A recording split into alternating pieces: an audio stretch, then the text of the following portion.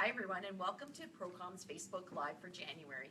We want to welcome everyone back into the new year, and we want to tackle a new topic that I think is going to be beneficial to everyone kickstarting off the new year with the new you and your new resume.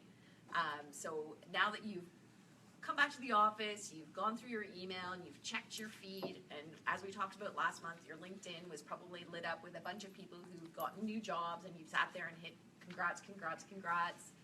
How can that be you in the next coming months if you're deciding to look at a new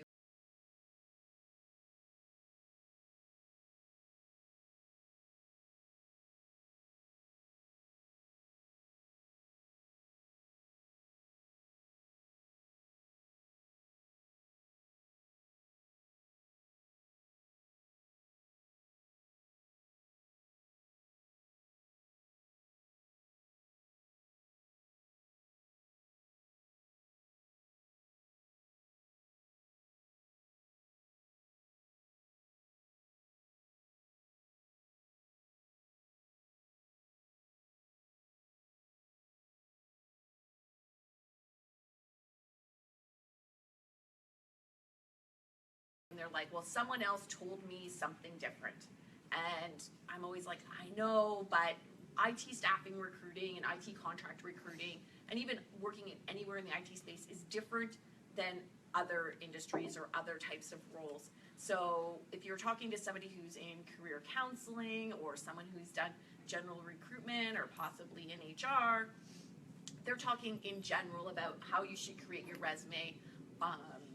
But that doesn't necessarily apply to IT staffing. And that's why I want to have this chat with my panel here, because these guys deal day in, day out with consultants, clients in terms of IT contract staffing, and it's different. It's like going to a generalist when you need a specialist. So I'm going to bring you the specialist to talk about how you can best set up your resumes. Call the big guns, you know? Call in the big guns when you need them. So we're going to start, and we're going to kick off with what of our top 10 tips are for your resume. We're going to go through them one at a time. You're going to see, we're going to have this live on our Facebook page after, so if you missed something while we're talking about it and you want to review it again later, go back to the Facebook page. You'll be able to review it there and write down some of these tips. So we're going to kick off with our tip number one, which is really about having your complete contact information on your resume. Sounds so simple, but something that often people don't do properly. And so why don't we talk about what we mean by having your complete contact information?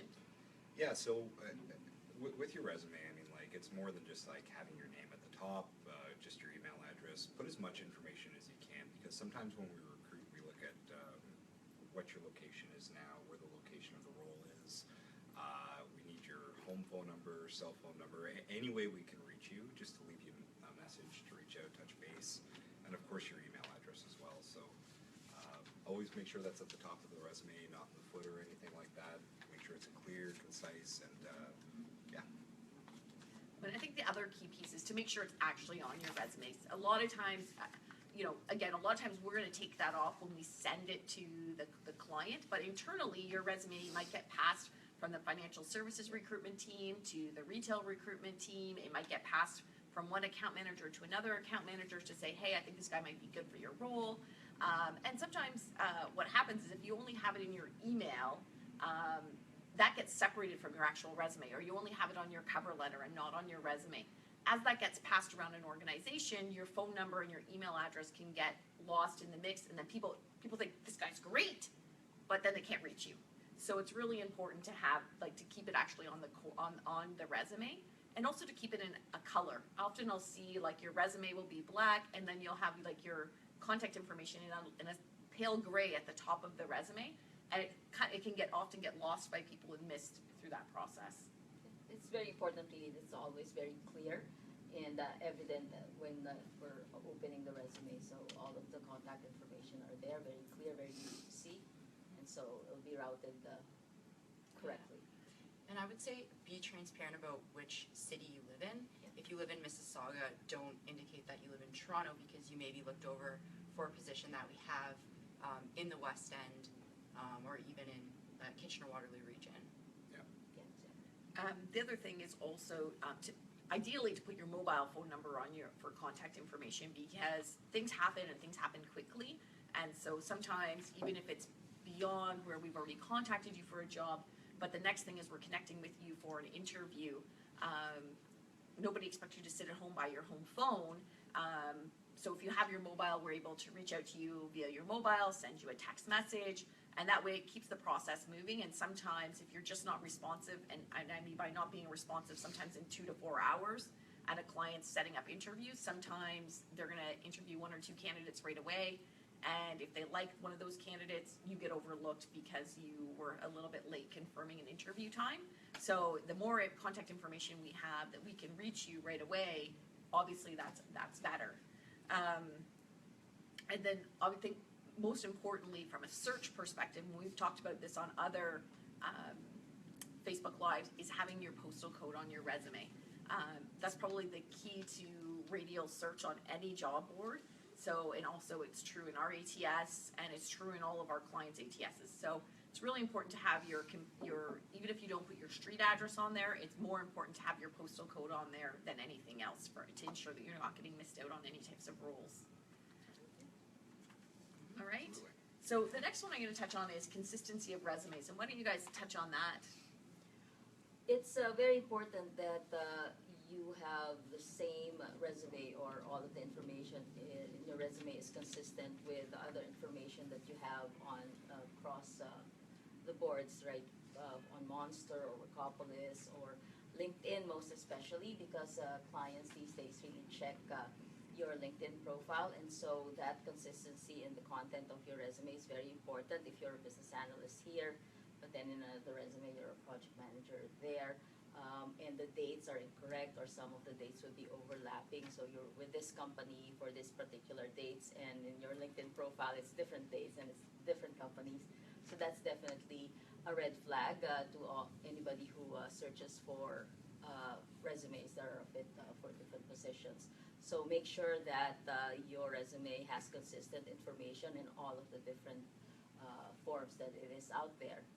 So what you're saying is new resume, but make sure it's like the same resume over and over again. Even if you think the information's not pertinent, it's important for us just so we can fill in the gaps a lot of the times, right? So the dates need to be on, and again, it's got to be year and a month as well, because having January 2014 to December 2015 is a lot better than 2014 to 2015. That's 2 years compared to 1 year, right? So Often a recruiter may ask you to tailor your resume to a specific position to expand on existing experience or add keywords, etc. But it is important for your credibility to make sure that all of that information is accurate.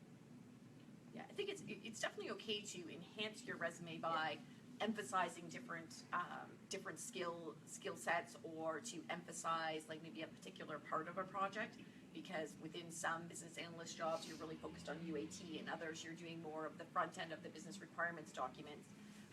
But sometimes if you've worked somewhere through the whole project life cycle, you've been part of it all. But some jobs are more focused on a different area. So for this job, you might call out more of the UAT work, and for the other job, you might talk about the work you did as part of at the beginning, as part of the BRD process. So you want to it's okay to change and highlight different functions within that role. It's when that complete role is completely different and technologies you never used get called out. It's very easy to verify these things now. So it's best to be truthful in what you're putting on there, even though your resume is slightly changing. And we'll look online and we'll look through our database to see if the resumes do match up. It's a big red flag. As soon as we see one inconsistency, then we're starting to look for other inconsistencies with the resume as well. So it's definitely essential that you have the same resume across the board. Even if you have a generic one that you put out there and then you specify it for the job, make sure they're all kind of in the same vein though. Yeah, absolutely. So I guess the next thing is probably the question we get the most is on the formatting of the resume. And all I can say is remember your 3 C's. It's it's clean, it's clear, it's concise.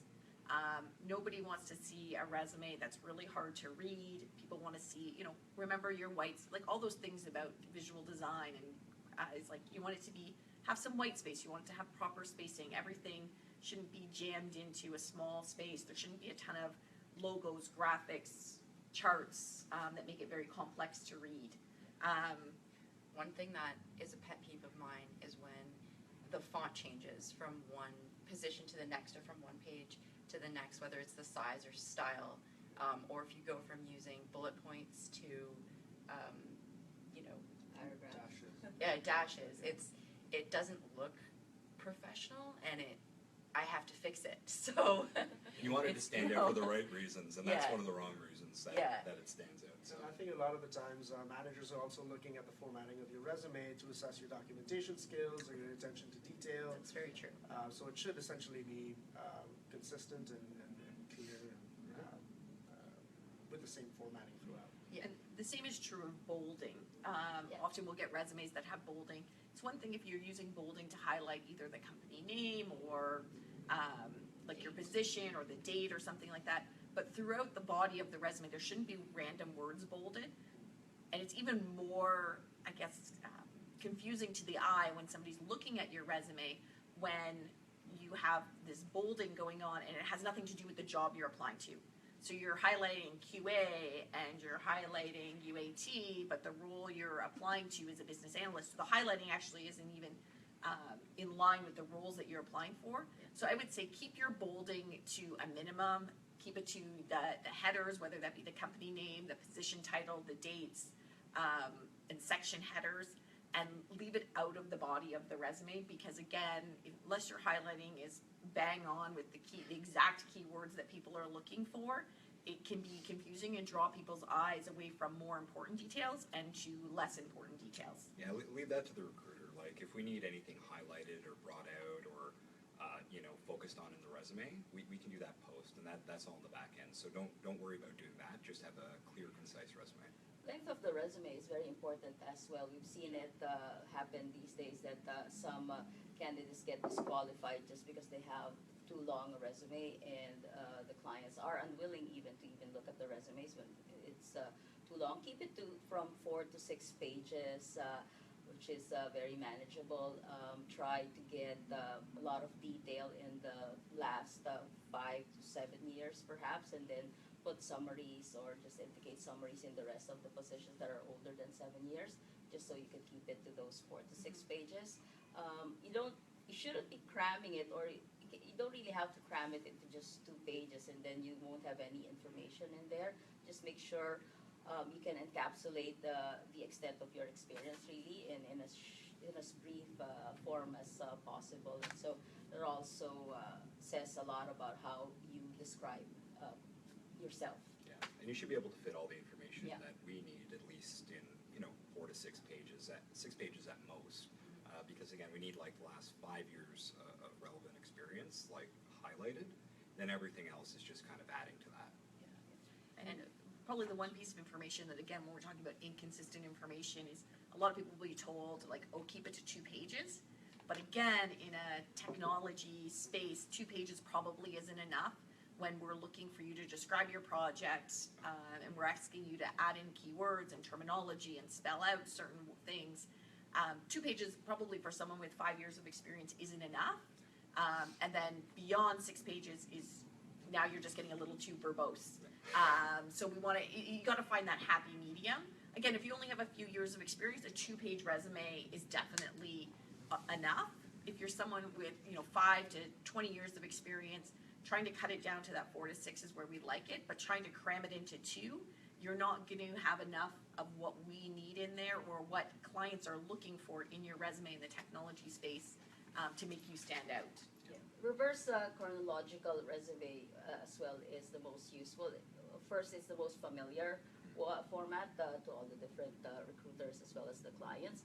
And it also shows your progression from position. So the most recent one would be the first, and then it shows what you've been doing for the Yes, past 5 sometimes years. people sort it by relevancy. So the most relevant position, like they'll have something from 2015 and then 2012, and then they'll have a job like from 2016 below that, and it's just bewildering, right? Because it's like you're looking, it's like, okay, well, where were you working for the last year? And then we scroll down and then we see it. So it's just easier for the recruiter. It's easier for everybody if you just have it in reverse chronological order all the way down. And another thing that should be avoided is a lot of people I've seen list, I guess, their experience and the dates in a list, so where they worked and when they worked, and what their title was, but it's in a list with no description for every job. Ideally, you should be describing every job instead of placing all your skills and sort of job duties in another area, because we won't be able to match, what you did and where to those specific jobs if you don't include them in those specific There needs to be jobs. context around the technologies, essentially, is kind of what you're saying. How So, fresh is your experience? yeah, and in what capacity have you actually used that technology or worked with that system, et cetera? And another thing, in terms to go back to formatting, especially for the contract world, it's preferable if you avoid complex formatting like tables and things like that, because a lot of the time, while it may look neat and nice when you prepare it, a lot of the time recruiters will need to make changes to your resume or copy and paste it to another area to meet sort of client compliance requirements or submission formats or templates, and in moving things from one document to another, sometimes the formatting can be lost or corrupted.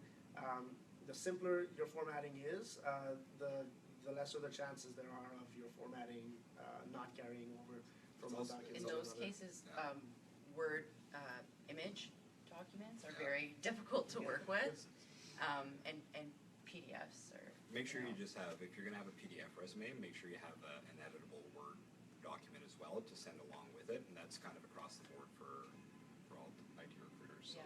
Yeah. For example, as Wendy mentioned, we do remove personal information before we send to the client for confidentiality reasons. Well, and also based on client requirements, as Hamza was saying, is that a lot of clients don't want to see that because it reduces any risk on their part that they had that confidential information, and it's personal identifying information, so they don't necessarily want it in their systems until they move forward with an offer.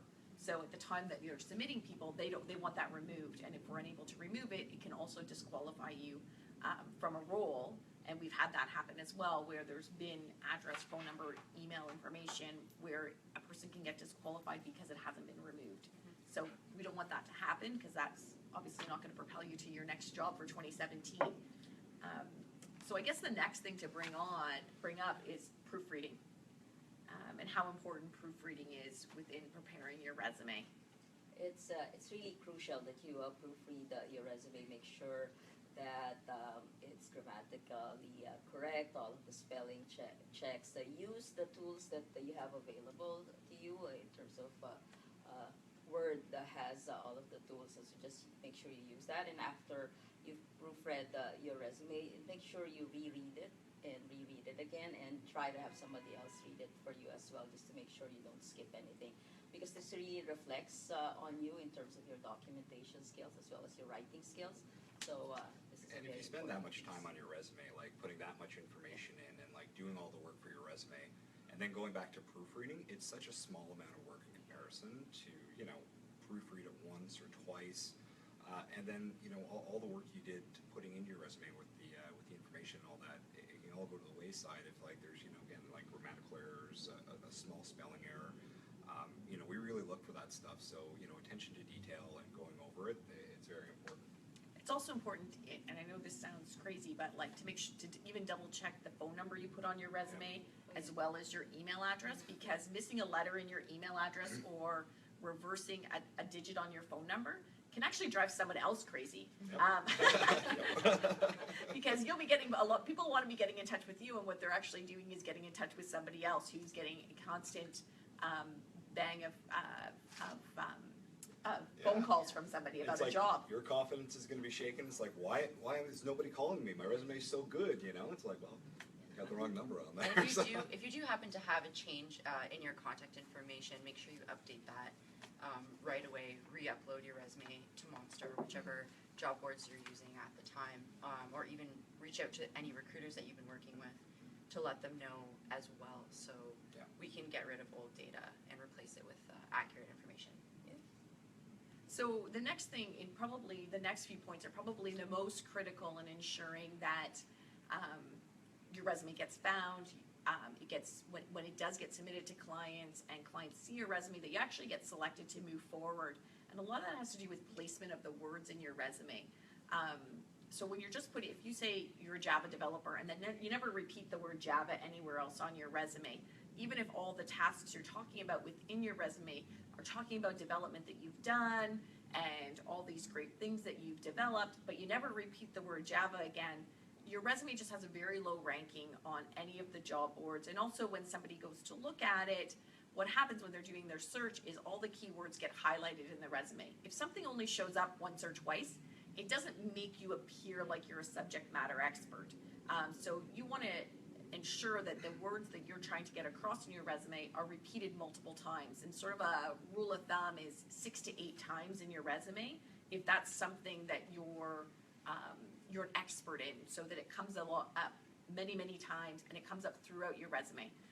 Yeah, and don't expect that you can send a description of what you're doing at a job and that's good enough, because whoever's reading this resume is going to know what I'm talking about, and they're going to say, oh yeah, well this person did this job. Well, no, every step along the process, not everybody's going to have the same level of understanding, right? So if I say you have 8 years of Java experience, you have to put in every single role. I'm going to have to do the math and make sure that you actually have the 8 years there. If it goes to somebody, in screening and they're more on the HR side and they don't see it, your resume could be passed up just because they don't see Java developer, or certain technology all the way through, right? So make sure it's with every role and the years kind of match up to what you have at the top. Yes, it's also important that you describe what you've done with a particular skill or that particular keyword. Like if you just include Java, then what have you done with Java? Did you do the development? Did you do the design? Did you were you part of a team of developers? So that's very crucial in terms of having those keywords in there, because it really shows how you've been using a particular skill or a technology. And as you all know, there are many terms for the same types of technologies or methodologies, whatever it may be. So you will see more and more candidates putting in their resume, for example, BPM in brackets, business process management, because a good recruiter will search for both of those terms if that's what they're looking for. However, as Josh mentioned, with certain positions, the resume will be going through another gatekeeper who may not be as familiar with what those technologies are, what the simultaneous terms are for those things. So it's always good to Really spell it out. Really spell it out. Yeah. There are many examples. You have the acronyms in there, but make sure it's also spelled out. Like Right. PMP have project management professional as well in Yeah, there. you're just giving yourself more odds of Yeah. being found and somebody passing you along because they're like, oh, this person for sure has it, right? It's right there. The other thing is try to be creative. Especially if you're reading through a lot of different job postings, look at how different people are saying the same thing. And so an example is like social media. You're talking about someone's talking about social media, but then they're also talking about digital marketing. They're talking about Facebook. They're talking about LinkedIn. They're talking about Twitter. So if you only have Facebook, LinkedIn, Twitter on your resume, but you never say the word social media, or you never say any of those other words that go along with that, you may just get missed because someone's looking for a social media expert, and you have like all these things you've done with, all these amazing things you've done with Facebook, Twitter, LinkedIn, but you never mention actually the words like social media, social recruiting, anything like that within your profile, and you just get missed because they were looking for the word social in your resume without them going and actually reading through it.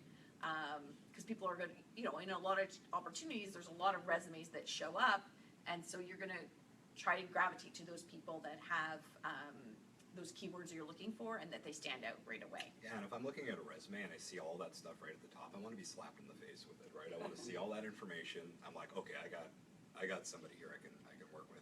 If I have to like look through the resume and be like, okay, well that's kind of what I'm looking for, and I have to call up and then we have to make changes on the resume. Be as on the nose as possible, like really just make it as blatant and repetitive as you can. And I think that's one of the things we might have missed when we're talking about clear and concise resumes. On the first page of your resume, I should know what you do. I should be able to see 1 to 2 of your last jobs on the first page. I shouldn't be going to page 3 or 4 to see, oh, you just finished a job at X. I should be able to see that on the first page. I shouldn't have to search and search to figure out the relevancy of your resume, where you worked, what job titles you've had, what technologies you've used. It shouldn't be used as your first few pages should be like trying to capture your audience right away, and not be a page of like what you believe are your selling attributes, because you want to intermingle that throughout your job, each job, not as a one-page summary at the beginning. People want to be captured by the information right away. And we see so many resumes in a day, right? So we're really looking for a resume that pops, right? That stands out, that's like, this is exactly what I'm looking for. Especially in like a higher saturated market, like if there's a lot of, Java developers or .NET developers, you're looking at, a lot of the same thing over and over again. So if you can do something to differentiate yourself and really have those skills highlighted. Such as, like project-specific things. Make sure industry terms are also in the resume, 100%, definitely. So make sure the specific areas in terms of banking space, for example. So make sure capital markets is in there, wealth management, treasury, mortgage and lending. So those types of keywords are also very important. And you should be able to show that in the resume as soon as we open it. We know, okay, I'm looking for a wealth management guy, then this guy has been in wealth management for the last 6 years and he's the guy. And duties also, roles and responsibilities, and it's important to clearly state what you were doing, because when we're recruiting, we have an idea in our mind based on the job description of the kind of duties and responsibilities that we're looking for, because the managers come to us and said, this is the project, this is what we want this resource to be doing within the context of this project, these are this person's deliverables and these are their responsibilities. So you should be including all of those elements in your job descriptions as well, so that we can sort of envision you doing that job.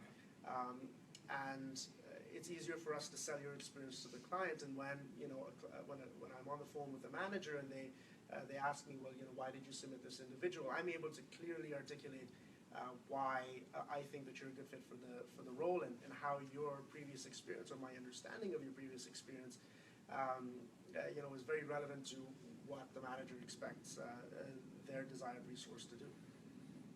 Yeah, absolutely. Yeah, so probably the next most important thing on top of that would be job titles. And it's probably the most relevant piece, because people are looking, on the surface to make sure that your job title matches their job title.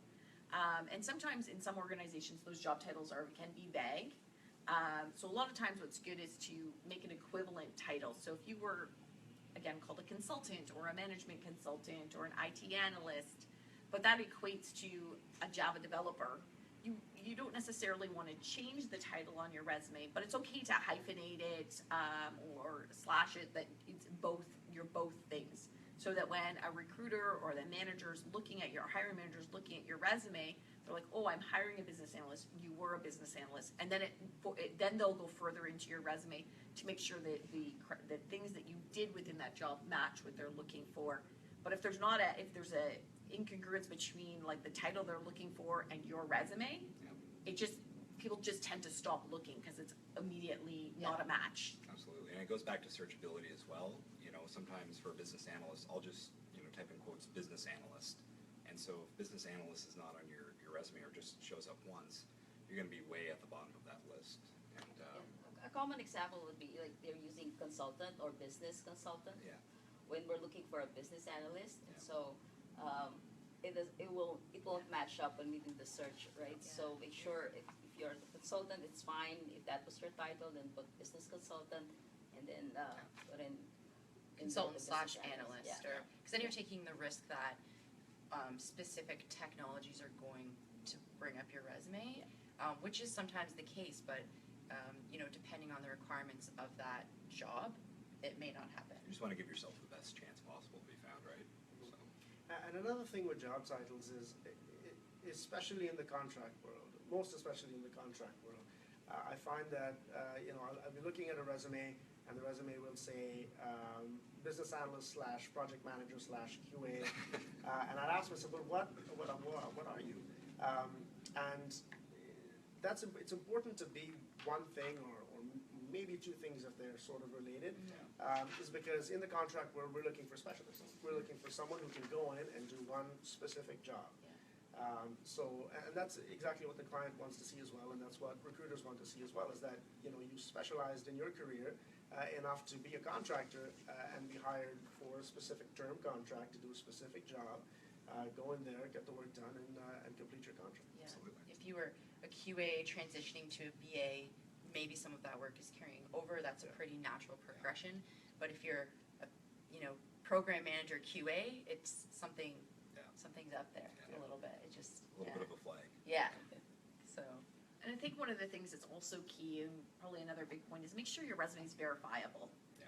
Yeah. Because in today's day and age where there's 5 to 10 years of background checks that need to be done and education verification, it's really important that if you put something on your resume, it should be true. So if you say you're PMP certified, and like in a lot of the roles, they'll go on to the PMP site and check your verification and check that you have a number. And if it's not there, it probably might not have been a reason for you not to get the job initially. And had you just left it off, you probably still would have got to where you are. But now that you got to where you are and they found a falsehood on your resume, I'm not saying 100% of the time that they're going to remove the job, they're going to revoke that offer, but it's a reason that they could. And it starts unraveling a little bit. Like, it speaks a lot to your character. It's like, okay, well, this person, said they had a PMP, and they didn't. What else, on the resume may not be true or may not be factual. So it starts to unravel a little bit. So be upfront, be honest. If you don't have it, say maybe in progress or something like that, to say you're working towards it. And if you let it lapse, you let it lapse. I mean, it's an important thing to have, I think, if you're a project manager. But if you did let it lapse, you do want to now remove it from your resume because you no longer have that. Yeah. If you put that you have a bachelor's degree from university, but you never maybe finished 4th year, You're lacking like 3 units, maybe. or you're lacking a little. You're not a graduate of the university. Maybe you attended. You have 3 or 4 years completed. It's fine to put that on there. But to say that you went to the university and you have a bachelor's in business administration or computer science and you don't have a bachelor's, again, if they go through an education verification, I can guarantee you that's going to come up when they contact the university that you actually don't have a degree. And again, it's one of those things where, again, it just speaks to truthfulness and whether or not people want to move forward with you on a particular role. And we talk about education, which is verifiable, but it also comes down to skill sets. People know people that work places. So if you say that you were the project manager on this application at this company, it's a pretty good chance that somebody knows somebody who knows somebody that was there, and they're doing some sort of behind the scenes check and calling somebody and just checking, or they know what actually happened on that project, or they actually knew the project manager on that project. Yeah. And so those types of things are fairly easy to fact check in today's world with everything being online. And so you just want to make sure that if you're putting something on your resume, it is truthful, because people look at that and it, again, speaks a lot to your character. The The dates of employment are very important, because nowadays, even if we can't do full reference checks, employment verification is something that we always need to do. So we verify the dates of employment as well as the company where you were employed. So that's very important. So adding a few months in there, or a year perhaps on It's so on unnecessary experience too. is- Like, if you have the skill will not set be we're working. looking for, like we'll call you and we'll talk to you like about all the skill sets and everything like that. An extra couple months or an extra year just to like get a slight competitive advantage is 100% not worth it. The IT world is very intermingled. A lot of people have worked with one another at various organizations. You never know if someone you worked with in a previous position could be on the hiring panel for the job They you're could just be applying walking for. down the hall. Yeah, so you would be surprised. It happens a lot. So, I mean, I guess one of the other things is, Josh, you sort of talked about it a little bit, is don't assume. So don't assume that somebody knows or assumes that you've done something. And you touched on a little bit about, if you're a business analyst, again, business analysts are often involved with writing business requirements documents, doing the UAT, being part of dealing with stakeholder meetings. But if the job actually asks for those things, it's really important to call that out in your resume. Don't assume that, of course, I'm a business analyst, I did requirements documentation, I was involved in the user acceptance testing, and I was part of all the stakeholder meetings. Because I'm looking for that and you didn't tell me, so I'm not gonna. Absolutely, and like every job has a different scope, right? So if I see like requirements gathering, and then like a 10-year gap, and then requirements gathering again, I'm gonna say, oh, well, they didn't do requirement gathering for 10 years, or something like that, right? Just because of the scope of the role could change, you know, and you could be a business analyst, but you could be wearing a lot of different hats and maybe not doing as much of the business analyst work. So make sure you just spell it out, be on the nose, like, you know, in the face about it. In our industry, we have a saying, if it's not on your resume, it never happened. Exactly. And you have to think about it from a competitive perspective as well. You know, if your resume and the resume of somebody else with equivalent experience are side by side, and the person with equivalent experience actually has the keywords in it, and they've stated their experience clearly, you know, it's likely that they'll be given preference because it's, you know, it's assumed that if you don't have that experience on your resume, it didn't happen. Absolutely.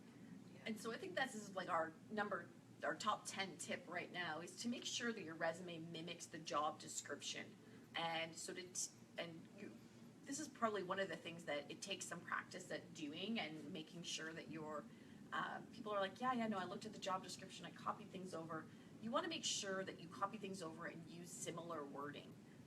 So if somebody calls it a business analyst or someone calls it a business requirements document, you don't talk about requirements gathering. Because they're looking to know that you've written that business requirement document /BRD, because we want the short form of it, and some people might call it BRD, some people might call it a business requirement document. So you want to take that wording and put that specific wording back into your resume. So not saying, I did the requirements gathering and documentation. It's like, I facilitated the writing of the business requirement documentation and /BRD, and you know, met with stakeholders. So if they're using the word like will be involved in all stakeholder meetings, you want to say that you were involved in the stakeholder meetings within your resume and actually carry those exact words over, not saying involved in all executive committee meetings. Because executive committee and stakeholder, they do equal one another, but if I'm looking for, or someone's looking to make sure that you are meeting with that right level of person, they're looking for those words to be mimicked, because then it makes you appear that much better and closer to my job requirements, because you're like, they've also met with stakeholders. I need someone who's met with stakeholders. Like, this is a perfect match. And these are like written, or like the requirements are given to us by the hiring manager, right? So this is the hiring manager's words. I'm looking for this exact thing, right? So if you can mimic it while being truthful, you know, at the same time, because you don't want to just throw in words, you know, that, you know, there's technologies that you haven't used. But if you can almost the exact phrasing, but like not quite, you know, make it yours a little bit. But if you can get, you know, those lines in like everywhere you've done it, you're giving yourself like the best chance possible to get your foot in the door. Yeah, so if somebody's talking about they need a capital markets business analyst and you talk about derivatives, swaps, bonds, again, everything to do with capital markets, but don't use the word capital markets in your resume, you again are just assuming that somebody knows that those words mean you've been doing capital markets. Again, should they? Absolutely. Doesn't necessarily mean that they do. No. So again, if they're using those words in their job description, you want to take a lot of those keywords and just push them back into your resume wherever it makes sense, so that when somebody's looking and saying, okay, when they look at their job description and they say, these are my top 5 things, those top 5 things should be weaved through your resume using the same terminology. Yeah. Again, not similar terminology, because similar doesn't necessarily always match up. So using the same terminology, because then again, you're selling yourself and you're speaking the same language as the client. It also makes it seem like you're going to fit in a lot better within that culture because you already are talking the same language. Yeah. Also project-specific experience. So if we're looking for a project manager who has managed projects with a budget up to 10 million or more, that is something that you probably want to include. How many direct reports did you have? This hiring manager maybe wants to make sure that you managed 5 or 6 projects simultaneously. Those are important details to have in your resume. This manager needs a developer who has created a web-based application. you want to be specific with your project experience because that aligns, more often than not. And sometimes it's just a bullet or two adding in, and that takes, a matter of minutes, but that can be the difference between you not getting an interview and you getting a look and an interview, right? So make sure you put in the due diligence and just spend the extra couple minutes for every job you apply for, and it's really worth it. Definitely, it's important to illustrate the size and scope of the project Sure. that you worked on, definitely. It differentiates an administrator, for example, who's worked on 3 desks, who supported 3 desks versus with an administrator who supported thousands of desks in an enterprise Users, yeah. environment. So that's definitely something you want to mention in your resume. Yeah, for sure. Is there anything else you guys think is important to bring up? Just be truthful, I think, is the most important. Be honest. No, just everybody. make sure that your resume is accurate and truthful. Everything is verifiable. So we'll find out. We're good. We're real good. Okay, well, I want to thank everyone for being part of the panel today, and thank you for everyone for taking time in your lunch hour to be part of our Facebook Live. If you want to re-listen to this, it'll be listed on our Facebook page by this afternoon, and take down a few tips, and hopefully 2017 is your most successful job search year yet.